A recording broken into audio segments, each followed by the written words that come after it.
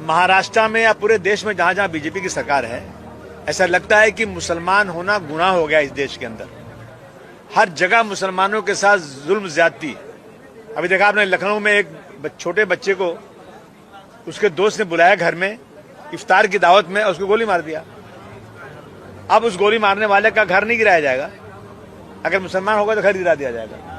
अभी यहां महाराष्ट्र में दो लोग मेरे विधानसभा के, एक वली मोहम्मद शब्बीर और रेहान कुरैशी, ये लोग कराड़ से गाड़ी में जानवर लेके निकले। जानवर लीगल थे, कोई इलीगल नहीं थे। भैंस था, भैंस का बच्चा जो होता है पाड़ा, जितनी गिनती रहती है उतना ही था उसके अंदर। लेकिन जैसे वो लोग यहाँ शिवापुर टोल नाके पे पहुंचे, वहां पे विराज सुले जो जिनका ताल्लुक बजरंग दल से है और बजरंग दल का नाम लेने में लोग चिल्लाने लगते हैं, जो सच्चाई है सुनने की हिम्मत तो रखो ना। 10 लोग आए, गाड़ी को रोके, चेक किए, फिर बोले आगे जाओ।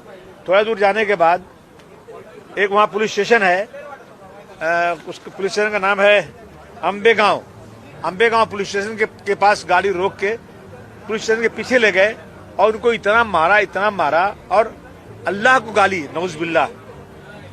यानी ये होगा देश में अब, अल्लाह को गाली, कुरान को गाली, इस्लाम को गाली, और उसको मारा और उसको पकड़ के उसको मुंह में गोबर खिलाया उसी गाड़ी से निकालकर, और खुद उसकी वीडियो बनाकर वायरल भी कर रहे हैं, जिससे उनको कोई डर ही नहीं है। इसके पहले जब अजीत पवार साहब थे तो कुरैशी जमात के लोगों ने स्ट्राइक किया था, जानवर खरीदना बंद किया था। तो उन्होंने एक वो जीआर निकाला कि कोई भी गाड़ी को, किसी भी व्यक्ति को, कोई किसी दल का भी हो, उससे रोक कर चेक करने का कोई अधिकार नहीं है। उसको अगर कुछ शक शुबा है तो पुलिस में कंप्लेन करे, पुलिस ही गाड़ी को रोक कर चेक कर सकती है। इस गाड़ी में कोई ऐसी चीज नहीं जो कि इलीगल हो। रात को 1 बजे से लेकर 10:15 बजे तक उसी पुलिस स्टेशन में गाड़ी रोकी गई। ऑफिसर ने वीडियो बनाया, सब चेक किया, और सुबह 10:15 बजे बोला जाओ। उसने कहा हमारी कंप्लेन लो, बोला नहीं जाओ। कंप्लेन तक नहीं लिया उस पुलिस स्टेशन वालों ने, उसने अपने हाथ से लड़के ने दिया, वो भी वापस कर दिया। और सिर्फ एक जो है अपनी मर्जी से उन्होंने उसके खिलाफ, उन लोगों के खिलाफ एनसी लिख दिया, बोले जाओ। वो यहाँ आए, उन्होंने अपनी एसोसिएशन से बात किया, एसोसिएशन ने फिर वहां पे फोन किया उस पुलिस स्टेशन में, उन्होंने कहा जाओ 0 FIR कर दो लोकल पुलिस स्टेशन में, हम इंक्वायरी करेंगे। मुझे रात को बुलाया गया, मैं चौकी में गया, अपने पुलिस स्टेशन में गया वहां पे मैं, और वहां जाने के बाद उस पुलिस स्टेशन के ऑफिसर का नाम है, उसने, बताता हूं मैं आपको नाम, उसने बोला लोकल पुलिस स्टेशन में, उस ऑफिसर ने मना, देवनार पुलिस स्टेशन का ऑफिसर का नाम है योगेश पगारे। उससे मैंने रिक्वेस्ट किया कि भाई 0 FIR ले लो, नहीं लिया। उन्होंने कहा नहीं, कानूनी नहीं, ले ही नहीं सकते। अब इस बात को मैंने उठाने की कोशिश किया, आधी बात सुनी गई, आधी बात सुनी नहीं गई, लेकिन मुझे मुख्यमंत्री ने वादा किया और हमारे राहुल नार्वेकर साहब, स्पीकर साहब ने वादा किया, एक लेटर दीजिए, इस पर सख्त कार्रवाई करवाई जाएगी। और अभी बकरीद आ रही है, फिर अपनी मनमानी करेंगे। सरकार एक तरफ कहती है कि किसी को कोई हक नहीं है, किसी को कोई राइट नहीं, कोई गाड़ी रोक के चेक करने का। दूसरी तरफ इन लोगों की गुंडागर्दी बढ़ती जा रही है, रोजाना ये हो रहा है। दाढ़ी वाला कोई मिला, उसको दाढ़ी मार दो, उसको बेइज्जत कर दो। नमाज पढ़ रहे हैं, उसको वहां से हटा मार के निकाल दो। ये रोजाना हो रहा है। मैं समझता हूं इससे सिचुएशन देश की खराब हो रही है, और मुसलमानों के दिलो दिमाग में एक जो है ना, एक सरकार के खिलाफ एक गम गुस्सा का मामला है कि जिससे लगता है इस मुल्क के अंदर मुसलमानों के लिए कोई कानून है ही नहीं है। दूसरा सर एक मुद्दा जुड़ा हुआ है, महाराष्ट्र के रिक्शा वालों से जुड़ा हुआ है कि नए परमिट जारी नहीं किए जाएंगे। ये निर्णय लिया है परिवहन विभाग ने, सरकार का सरनाइक ने आके इसके ऊपर बयान दिया। लेकिन अब उनका ये कहना है कि फैसला हम इसलिए ले रहे हैं क्योंकि बांग्लादेशी भी इसमें घुसे हुए हैं, ट्रैफिक भी बहुत ज्यादा हो रहा है, इन सारी कारणों की वजह से नया परमिट नहीं दिया जाएगा बांग्लादेश। देखिए ऐसा है ना कि बांग्लादेशी के नाम पर क्यों जबरदस्ती का वायला मचाया जा रहा है। पहले सरकार बताए कि बांग्लादेशी आते कैसे हैं, बॉर्डर की सिक्योरिटी किसके जिम्मे है, और ऑफिसर किसके हैं, जो लोग यहाँ उनको जो है पहचान पत्र देते हैं, उनको आधार कार्ड बनाते हैं, पासपोर्ट बनाते हैं, उनको राशन कार्ड बनवाते हैं, कौन है लोग। ये सब चीजें को छोड़ करके बांग्लादेशी ये सिर्फ और सिर्फ बांग्लादेशी के आड़ में मुसलमानों को तकलीफ देना है। इनको बांग्लादेशी को निकालो, किसी को कोई इसमें वो नहीं, जरूर निकालो उनको। लेकिन याद रखिए, बांग्लादेश बनाने वाले हमारी प्रधानमंत्री थी, जिन्होंने मदद करके बनाया था, और उस जमाने में बहुत सारे बांग्लादेशी भारतवर्ष में आए भी थे। निकालिए उनको अब यहाँ से। लेकिन इस तरह से रोज आना जाकर के हर एरिया में, हमारे यहाँ जो किरीट सोमैया जी जाकर के बांग्लादेशी के नाम पर इतना डर गए हैं, वो ऑफिसर लोग, मेडिकल ऑफिसर जो लोग बर्थ सर्टिफिकेट और डेथ सर्टिफिकेट देते हैं, वो लोगों ने देना बंद कर दिया।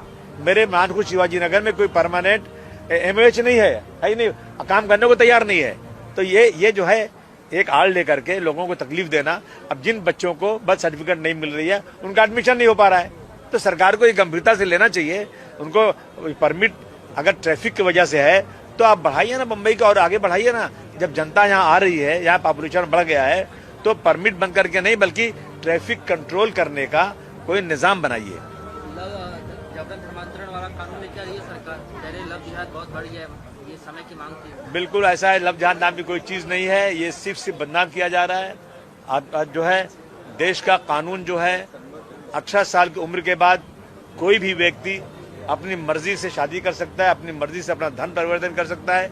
ये जो है फंडामेंटल राइट में है। ये इस तरह की चीजें ला करके क्या संविधान को खत्म करना है? और सुनिए, कोई भी माँ बाप नहीं चाहते कि उनका बेटा किसी और जगह शादी करे, किसी और धर्म में शादी करे, ये ठीक है, लेकिन कानून को भी देखना है कि इस तरह से मनमानी नहीं चलेगी। आदमी साहब, क्या वक्त आ गया है कि अमेरिका के खिलाफ इस्लामिक कंट्रियों को जो है एक जंग छेड़ देनी चाहिए, जिस तरीके से खामनेई के साथ किया गया?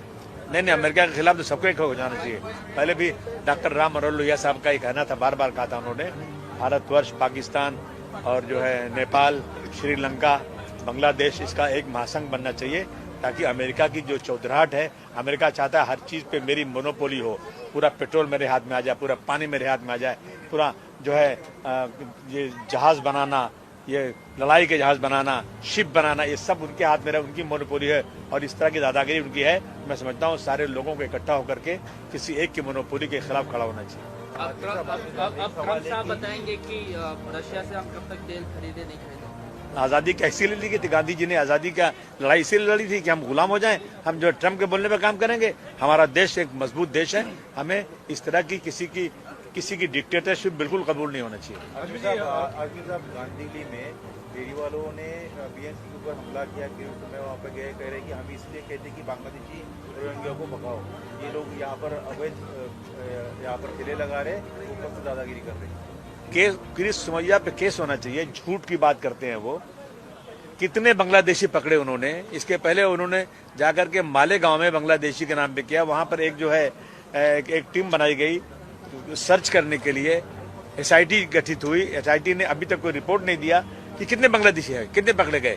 ये सिर्फ और सिर्फ बांग्लादेशी का नाम लेकर जाएंगे ना, लोगों के बीच में घुसेंगे और उनके साथ पुलिस रहेगी तो लोगों को गुस्सा तो आएगा।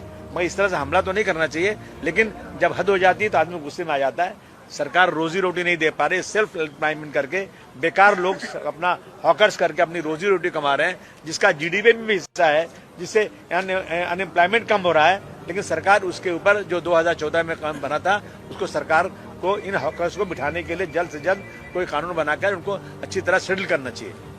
महाराष्ट्र बीजेपी की तरफ से अश्विनी वैष्णव को सूचना प्रधानमंत्री है, पत्र दिया गया है, केरला 2 को टैक्स फ्री करने की मांग की गई, लव जिहाद का कारण बताया गया। सब नफरत है, नफरत, कोई लव जिहाद नहीं, सिर्फ झूठ है ये सब सिर्फ और सिर्फ पोलराइज करने के लिए है। अगर फिल्म बनाना है तो बना दो ना कि कल गोबर खिला रहे थे, पकड़ गए लड़के को मार रहे थे, दिखा दो ना कि दाढ़ी पकड़ के मारा जा रहा है, दिखा दो ना कि 1992 में दंगे हुए थे तो श्री कृष्णा कमीशन ने क्या बताया था, दिखा दो 2002 में अहमदाबाद में जो दंगे हुए थे उसमें कौन दोषी था, दिखाओ। सबने फिल्म बनाना है, ये असली फिल्म बनाओ, नकली और झूठी फिल्म बनाने की कोई जरूरत नहीं।